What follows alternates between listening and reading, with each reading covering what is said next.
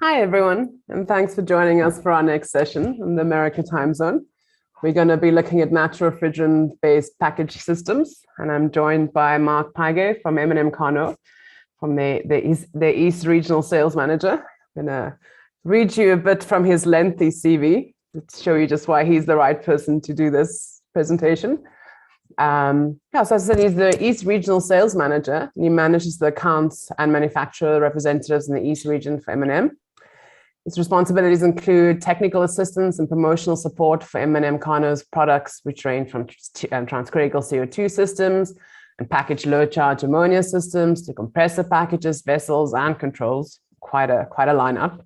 He's also worked closely with the engineering team at M&M Carnot on the development of the Piegay low-charge ammonia condensing unit, and he's worked in the industry for 12 years already. Previously coming on board before joining M&M, he worked at Alfa Laval with their desiccant dehumidification products and industrial refrigeration heat exchangers. He holds a Bachelor of Science in Mechanical Engineering from the University at Buffalo.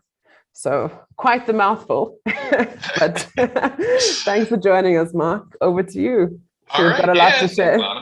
Yeah, thank you. Great to have everyone here this morning here on the East Coast in the U.S. I'm based in working out of my house here in Buffalo, New York. And so today we're going to talk about natural refrigerant-based package systems. So let me get into it here. Well, before we get into all of the package systems, I just want to give everyone a brief overview about M&M Carnot and how we got to this point. In 1969, M&M Refrigeration was founded, and in 1983, we started building our first screw compressor packages, and we were getting more involved with ammonia refrigeration systems, providing as a manufacturer and installations of the ammonia refrigeration systems. 1991, M&M Systems was founded, and that's the controls division of M&M, and they were their own entity, but then over time became part of M&M Refrigeration. And then in 2004, M&M designed and installed their first CO2 ammonia Cascade system. And then 2008, Carnot Refrigeration, a startup company based out of Trois-Rivières, Quebec, was founded. And then in 2019, M&M purchased Carnot Refrigeration. So then over the past couple of years, 2020, 2021, we began the merger of all those three companies into one company. We came up with the new brand of M&M Carnot and the new logo that you see. So we combined the M&M Refrigeration, the M&M Systems, and Carnot Refrigeration, and now we are that one company of M&M Carnot. And then recently in 2022, we purchased a controls company based in Washington, and their name is Logis Controls. So we now have a presence out there in the West Coast, and we're excited to have them as part of our company. So we have over 50 years of experience, and it dates back to, again, like I said, with M&M Refrigeration.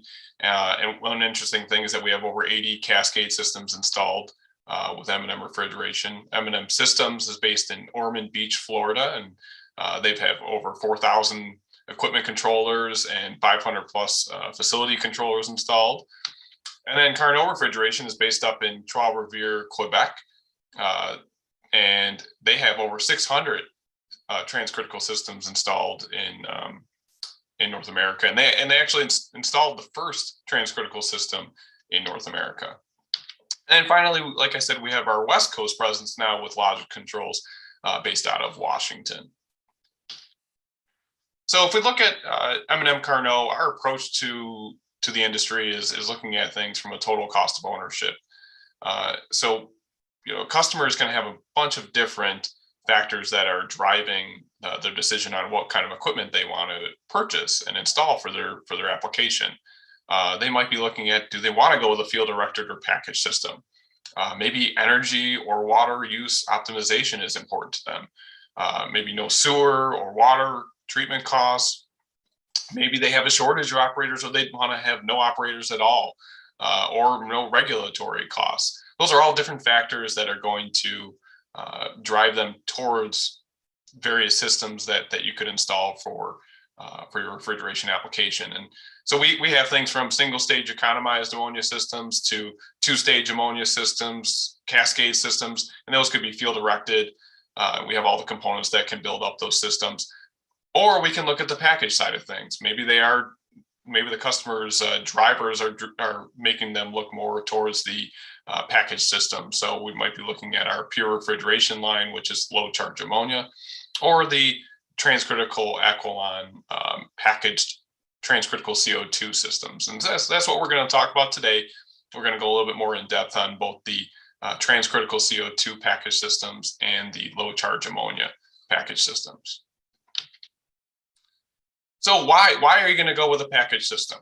Well, there's a couple different things that go into it. One of them would be reduced regulatory burden. And here in the US, we have OSHA and we have the United States EPA agency that, from one administration to the other, we have those things changing. But if you want to have less oversight of and less regulatory burden, a package system is definitely a way to help reduce that burden for your customer. And then when it comes to a safer system, if you're looking at ammonia is toxic, so you want to reduce the ammonia charge, and a package system is one way of doing that. And then, or you can go the CO2 route too, is obviously a very nice way to make sure you have a safer system. Shortage of operators is definitely something that has been a trend recently. I think a number of different customers I go to, that's something that always comes up, is that there's a shortage of operators, and people retire, and that knowledge base goes out the door sometimes with them. And having a package system allows for people to be able to have less operators and still be able to achieve a nice efficient system. And so saving energy is obviously another big thing. I mean, if you have a package system, you can locate them nearby your evaporators and then reduce the temperature loss over a run of piping. And that's especially important if you're looking at an ammonia system. And for CO2, it may be less, and I'll get into that in a minute here. So here's the complete lineup of package systems by M&M Carnot. And up on top, you see the ammonia systems, and those are all going to be low charge ammonia systems, starting with Pure Chill, which is the low charge ammonia chiller. So it could be a water or glycol chiller. And then you have the Pure Cold, which is the low charge ammonia condensing unit. Great for applications like your cold storage warehouses, or just one-off coolers or freezer spaces. And then you have Pure Freeze. Pure Freeze is a packaged plug-and-play Cascade system, CO2 ammonia Cascade system, all in one package. Then on the bottom, you have CO2.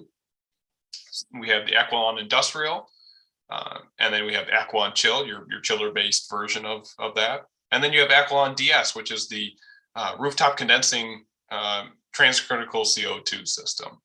And so basically what we've done is we've taken our 50 plus years of experience with M&M Carnot of designing and manufacturing systems, and we're applying all that knowledge to the development and the standardization of these package systems. So the first one I want to get into with these package systems is the Aqualon Industrial. And here you have a packaged transcritical CO2 system that has capacities that range from 50 to 800 tons. And the operating conditions are from a -50 to a 40-degree suction temperature. The number of compressors, that can range from about 4 to 20 compressors on one rack.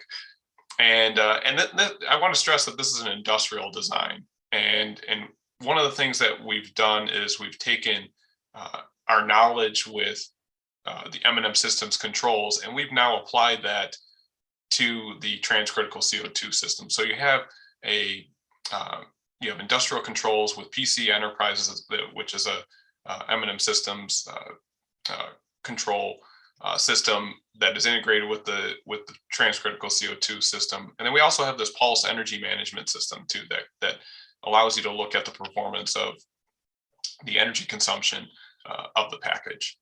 It's a high pressure design. And so you're looking at all stainless steel piping or tubing, and the high side is rated up to 120 bar. The low side is 80 bar, and so that allows you to operate the system and not have to worry about losing your CO2 charge in the event of some off-time cycles, maybe weekend operation where you're not running, and you don't have to worry about your pressure rising and then losing that CO2 charge. Having that high standstill pressure means you don't need that standby generator, or in some cases people are putting in a freon condensing unit with it. You don't need that with the high pressure design. And then for another energy saving approach that we have here are VFDs on your lead compressors. So if you have a low temp bank of compressors or a medium temp bank of compressors, that lead compressor, as your compressor is staging, that lead compressor is going to provide additional capacity control with VFDs on those lead compressors. So some benefits that come along with your transcritical package systems. You have construction costs, you have equipment costs, and having smaller components with CO2, smaller pipings, valves, compressors, all lead to a reduction in costs. And I'll get into why that happens. Why does CO2 allow us to go with those smaller components in a couple slides here. Operating costs, again, given the properties of CO2, you have reduction in operating costs. Maintenance is again another benefit with the transcritical CO2 system. And like I've said before, reduce regulatory burden with these package systems, and efficient heat recovery, no water treatment. All things I'll get into here in a little bit as to why these transcritical CO2 systems offer these benefits. So here we're going to take a quick look at the thermodynamic properties of CO2 and why we have all these benefits with a transcritical CO2 system.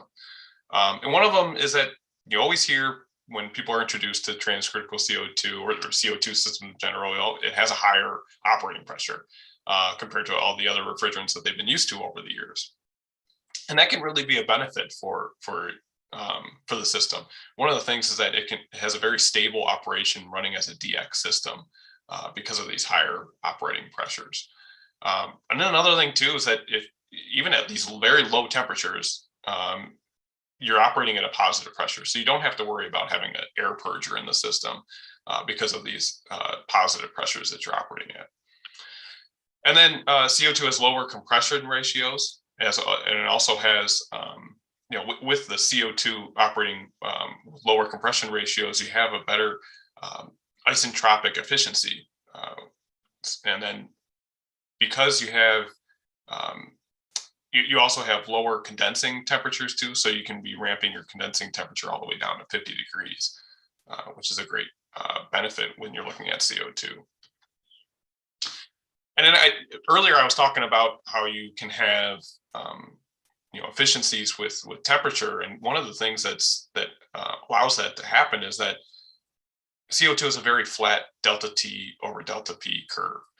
And if you look at all the different refrigerants out there and you look at the bottom curve, you see that the CO2 has it's very flat curve, and that allows us to have longer runs of piping, smaller diameters, and that's going to allow for smaller components, smaller piping, and you don't have to pay a penalty in temperature loss. So you can have higher pressure drops and not have that that penalty of losing because of temperature drops. Another great advantage is heating capacity with CO2. CO2 has a capacity of 5 times greater than other refrigerants when it comes to heat reclaim. So at 85 degrees condensing and saturated condensing temperature, you're going to have a 1-to-1 ratio of refrigeration tonnage to how much heat reclaim you will have available. And then if we're operating in transcritical, 85 degrees transcritical, you actually have 1.4 tons of direct heat reclaim per ton of refrigeration. So if you need general HVAC or preheating of hot water or your underfloor warming, there is an abundance of heat reclaim available in order to provide the heat in those applications for warming a floor or HVAC or preheating of hot water. Your volumetric cooling capacity. So you see here, your volumetric cooling capacity is obviously with CO2 far and above other refrigerants. And it's 4 to 5 times greater than other refrigerants. So that's going to lead to smaller compressors, smaller components, and less refrigerant charge. So again, all leading back to why we have lower equipment costs, lower install costs, because of all these smaller components. And these thermodynamic properties really are the driving force as to why we have those benefits. So I want to take a quick look here at an industrial transcritical CO2 flow diagram. And this is an application where we would have say a cold storage warehouse where you have a low temperature application in a freezer and a medium temperature application, say a loading dock. And if we start here with our low temperature evaporators and we trace the line back, our suction coming back is going to come to a suction accumulator. And then we're going to take that suction line and bring it in through a plate heat exchanger.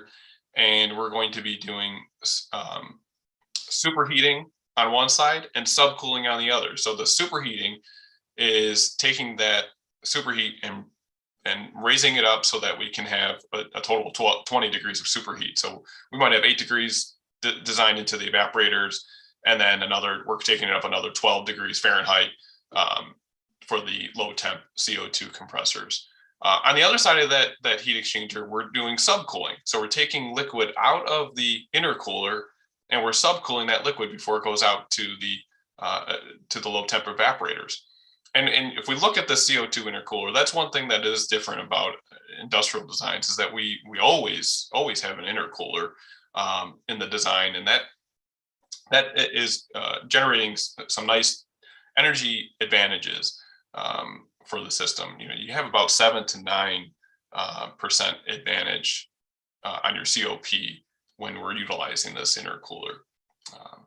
And then if we now look at from the intercooler, we've got the suction off the intercooler is going to our high stage compressors. The high stage compressors then are going to be, we have a suction line back to first hitting our heat recovery units, and then we go off to our adiabatic gas cooler. And then coming out of our gas cooler, we have the gas cooler coming and being fed into our main CO2 liquid receiver. And then that CO2 liquid receiver is going to be feeding our medium temperature circuits. So that might be about 50 degrees Fahrenheit liquid being fed out to our medium temperature evaporators that are, maybe they're operating at a 35, 40 degree Fahrenheit space temperature. And then if looking at hot gas defrost, here we have our hot gas defrost supply coming out off the high stage. So one big thing to note on these industrial designs is that all the evaporators are rated up to 120 bar. And that allows us to be able to take the hot gas from the high side. And there's a lot of energy advantages in utilizing the hot gas from the high side. So this is just a quick overview I wanted to go over of this flow diagram, and we can certainly get into a lot more detail. And there's a lot of different variations of our designs, but this is a very generic version of at least a typical industrial two-stage type of system. So now we'll get into some of the components with the transcritical CO2 system. And so here you can see a side view of the transcritical CO2 package, where you have medium temperature compressors and low temperature compressors. And so this might be a typical setup for something you would see on a cold storage warehouse.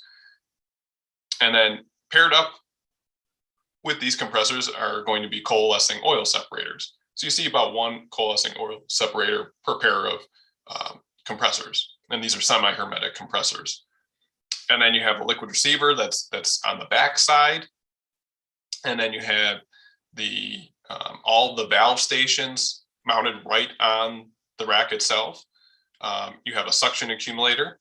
You have an intercooler. And all of these vessels are industrial vessels for the system. And then the control panel is going to be mounted on one side, and then your power panel mounted on the other end. So this is kind of just an overview, just to all the various components that you're going to see on an industrial transcritical CO2 package. So I just want to go through a quick, case study, real example. But it's a nice example because of the fact that it was an application in a cold storage warehouse with low temperature freezers, -5 degrees Fahrenheit, and it was 172 tons. And then you had 800 tons of medium temperature coolers operating at various temperatures. So in total, there were 4 transcritical CO2 packages installed at this facility. And one of the really interesting things was that it was removing an R22 system. And you can see here, this is what the engine room looks like right now, with individual circuits piped out to the inside the facility. So you see the piping coming out of the top of the package and out into the coolers and freezers in the space. Here on this picture over here, you can see all the valves mounted right here on the package itself, and then the industrial vessels. And then this slide really shows you a nice example of what things looked like with the R22 system, and then what it looks like today with the transcritical CO2 system. So you can see that difference in the engine room, and you can also see the difference in pipe sizing, and that's a huge difference. And it goes back to what we were talking about with the thermodynamic properties of CO2 allowing for smaller diameter pipes, and you don't pay a penalty as far as temperature delta T. And then on the condensing side, you see here you have air-cooled condensers. This was in the Albany, New York area, so that allowed us to go with air-cooled design rather than adiabatic, given the climatic conditions of the area. And but it's a nice clean change over from the R22 to the transcritical CO2 system. Some other energy savings along with this is that we have 8 EC fans on both the evaporator and the gas coolers, and then heat reclaim for underfloor warming and dock space reheating. So the next package we want to look at here is the Aqualon Chill. Aqualon Chill basically takes the industrial Aqualon Industrial transcritical CO2 package, and we add on plate heat exchangers and pumping stations integrated into the package to allow it to chill water or glycol. It has a high efficiency oil management system, which I haven't really talked about yet, but there's using a system of valves and sensors, we're able to have a very efficient oil management system back to the compressors. So again, still a high pressure design, VFDs and heat reclaim, so you can have some ability to chill water glycol, but also still have those benefits of the heat reclaim that we talked about before. Standard sizes, ranging from 155 tons up to 619 tons. So there's a lot that you can fit all into one package. And then I talked a little bit before about how we were taking these packages and making them more industrial. And one of those is taking the M&M controls and integrating it with the Carnot packages. So we're pairing the best of our M&M system controls with our Carnot industrial systems, and taking that knowledge from the M&M controls and the knowledge that Carnot brings with the transcritical systems and meshing that together and putting together a nice industrial piece of equipment. And then looking at it, here's how the setup might be. Again, I'll use the cold storage warehouse example here. Your evaporators are in the space where you'd have an evaporator with EC fans, speed control, your electronic expansion valve control with that electronic expansion valve mounted right there at the evaporator, and air temperature sensors, supply and return, evaporator outlet temperature and pressure. So that's all going to be the evaporator control local to the evaporator. And then you're going to have remote panels. Those remote panels might be sitting in maybe a dock space, and that will be then connected to our evaporators. And then you're going to have communication back to the skid control panel. So the control panel that sits on the end of our Aqualon Industrial package will have that control panel, then have communication wiring back to the PC Enterprise, M&M PC Enterprise, that allows you to look at all of your systems from one central location. The last transcritical CO2 system that I want to go over is the Aqualon DS, which is our transcritical CO2 condensing unit. So this integrates the gas cooler and the engine room portion, the Aqualon Industrial, into one package. And so you have sizes that range from 15 to 80 tons, and those can be from -25 to 40 degrees saturated suction temperature. And they can be single or two-stage systems. You have up to 5 EC fans, and again, you still have VFDs on the lead compressor. So you take a lot of the components that we utilize in the Aqualon Industrial, and we are now making it a rooftop condensing unit style transcritical CO2 system.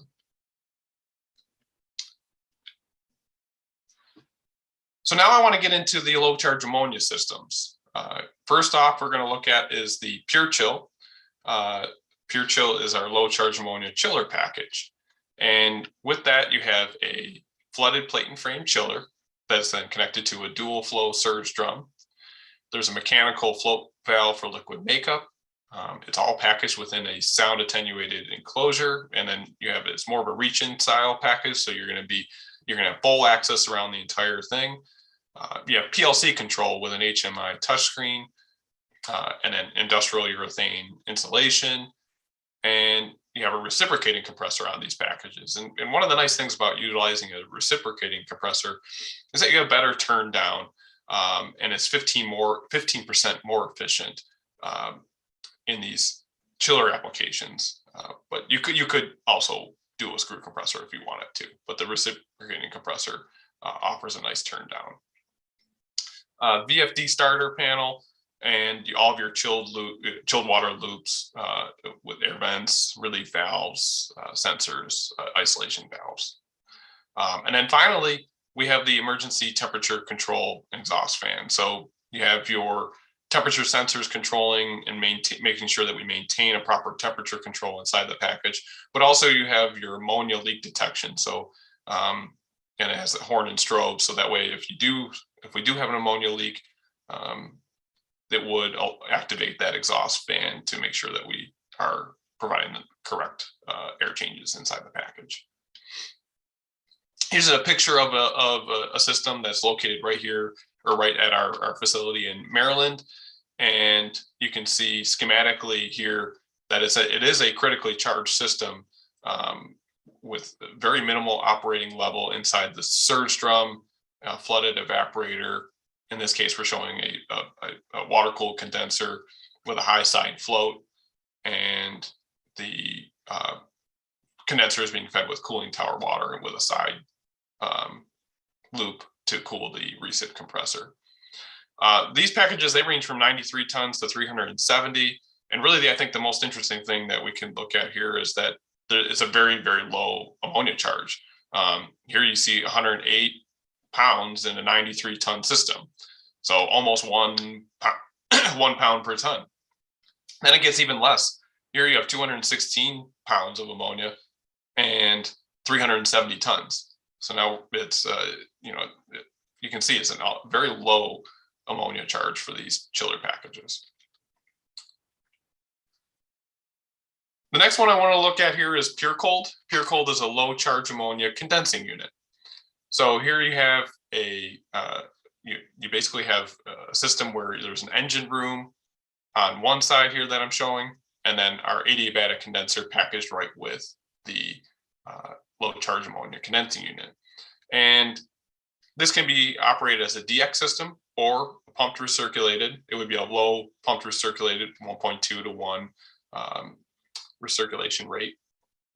They're designed to be from -25 to 0° saturated suction temperature for our low temperature models, and then 0 to 35 degrees for the medium temperature. You have standard sizes ranging from 30 to 100 tons on the low temperature applications, and some larger ones for the medium temperature. But the nice thing is that everything's packaged inside the system. And again, it goes back to trying to make things, for a simple installation, you have all of your valves stations located inside the package. So that way, all you have to do is just pipe to and from the pure cold from your evaporators and to the pure cold package. And then you could do, if you did a cold storage application, it might look like something like this, where you have all of your pure colds lined up on a loading dock and your evaporators are on the other side of this wall, and you have a very short piping run, and then you're just throwing the air down the length of the cold storage warehouse. And then you can utilize separate ones for the loading dock space, or you could do side load for the loading dock space. And then if you chose to, you could also put them on the roof too and go penthouse style evaporators. So there's that flexibility with it too. So again, it's utilizing the same enclosure you saw with Pure Chill, sound attenuated enclosure. You have M&M system controls for the whole package. They come with single or dual screw compressors. There's a control pressure receiver with subcooling coil. It'd be an accumulator for the DX systems or a pump package for the recirculated systems. And then like I said before, your valve stations are located inside, and you also have a motor control panel. You have the integrated adiabatic condenser. And then again, all of the emergency temperature exhaust fan and ammonia leak detection that's required per the IIR codes. So then here we're just looking at now two schematics here on the right-hand side, one showing our recirculated design, the other showing the DX.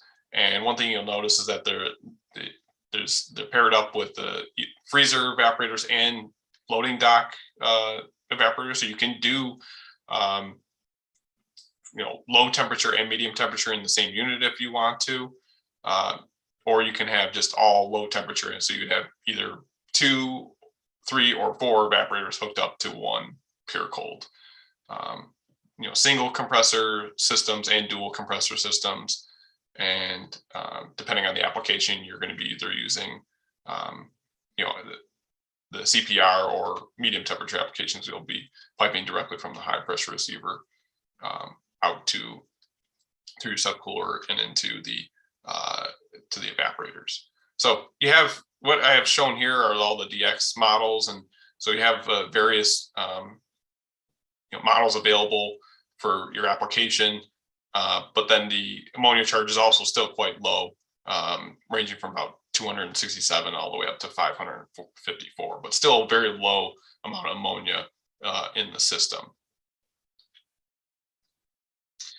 So the last package system I want to go over today is PureFreeze.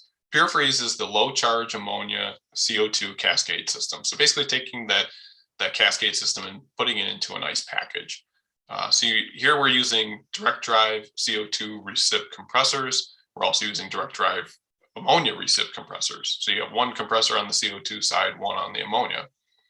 And then one of the real novel things about the system is that it's utilizing a shell and tube cascade heat exchanger. And then we have a PLC control system, high efficiency oil rectification system with the package. And then again, it's going to have all of the ammonia and CO2 leak detection that we've talked about with all the other packages, and built-in ventilation. You have standard sizes that range 40 to 200 tons and -20 to -60, and it's going to be a pumped CO2 system. So here on the right-hand side, you can kind of get a good, shows a nice imagery of what the control system would look like. So you have your touchscreen on the front, and then all the various parameters and diagnostics that you need to look at when commissioning the system or having to troubleshoot anything on the system. And then here you can see inside of the package. So really what's nice here is that you get a good idea as to how you're accessing the various components within the package. On the bottom here, you can see your two recip compressors, and they're here where you'd have a door that you can access them. And if this was an indoor application, then you don't need the enclosure at all, and you would have still a package system to work with. And then on the flip side, on the back side, you see access, heat exchanger. If this was a water-cooled condensing application, you have your access to your CO2 pump, and then your standby condensing unit for those offload times. So, schematically, though, here you see we have the Cascade system showing our CO2 side of the system and our ammonia side of the system, the high side. So here you have our CO2 recip compressor suction back to our Cascade condenser. And then we have the feed from the Cascade condenser to our CO2 pump package. And that pump package is going to go out to the evaporators in the field. The oil rectifier for returning oil back to our CO2 recip compressor. And then on the high side, we're utilizing a high side float with a plate heat exchanger for condensing, for water cooled condensing. This could be swapped out though for evaporative condensers or adiabatic condensers or air cooled condensers. So, but then on the ammonia side, a little different oil return system where we're utilizing a float and an ejector to return oil back to the ammonia compressor. Standard sizes that you have, operating ranges from -60 to -40. So this is really great for the, your target application of like an IQF freezer, blast freezer, spiral freezers, and still a very low amount of ammonia in the system. And that's the whole goal with all these package systems is making sure that we lower that ammonia charge. And serviceability is also very important too, because that's one thing that you're looking at package systems, you might be limited on space. Well, making sure that you have full access to your compressors and other critical maintenance components, make sure that they're strategically located in the right spots so that you can properly maintain the equipment. So here, this is just overall, we're taking the 50+ years of experience from between M&M Controls and Carnot Refrigeration, and we're putting all that into these package systems, both the ammonia low charge refrigeration systems and the transcritical CO2 systems. And again, this is the complete lineup of everything. So, but with that, that'll be the end of the webinar here, and I appreciate your time listening to everything that we have to talk about today, and I think we can offer it up now to questions. Perfect. Thanks so much, Mark. That was a good roundup of everything you have. If everyone's got any other questions, remember the Q&A box there at the bottom, and we can ask Mark you're clearly the man to know. I wanted to ask, is M&M Carnot, are you guys focusing more now on these package units than on the field-directed systems? Is this the new direction, or? No, yeah, we still place a focus on our field-directed systems. That's still a focus for sure. But we certainly are investing a lot into the package systems. You see that it is something that you need to make an investment in. So we're trying to take all of that knowledge that we have and put it into those package systems. But yeah, so that definitely a certain amount of investment going that way. But still servicing all the field directed systems too, because it all depends on the customer what's really driving them, and so we kind of want to make sure we have an answer for both. So. Speaking of the customer, how have they been receiving these package systems? How has it been thus far? Yeah, no, it's been good. Really, in some instances they really like the fact that they can take in some instances it's about not having an engine room is really a nice feature for them. They can convert that into production space. So that's really been a nice feature for some people. So it has been pretty well received. It's a growing thing. We're seeing more and more interest in it. And yeah, certainly think it's just going to keep going in that direction. So great. If you want to stop sharing your screen, then I was thinking now then people can also see you a bit better. Sure. Yeah. And I've got some questions here from the audience as well to share with you. All right. So Miles asked, what is the approximate lead time on a new package system today? Yeah, somewhere around, it can range, about 20 weeks to 24 weeks is about what you'd see for a package system. So, okay. Yeah. And it all depends on the number too. So, how many. So. Yeah, I mean, different sizes as well. Right. We've got a question from Michael here. When were the packages, both ammonia and CO2, introduced to the market under the M&M Carnot brand? Sure. Yeah. So for ammonia, we have basically been doing these custom packages over the years, and we basically more recently said, okay, let's put these into standard designs, because we've been doing them all for a number of years, especially on the Cascade side. We've been packaging them for a number of years. So now it's just a matter of we said, okay, let's make it a standard and brand, So it has been a number of years that has been around, both chillers and the Cascade system. So but more recently as the branded version that you see today. So yeah. And then are these used only in cold storage applications or in other applications as well?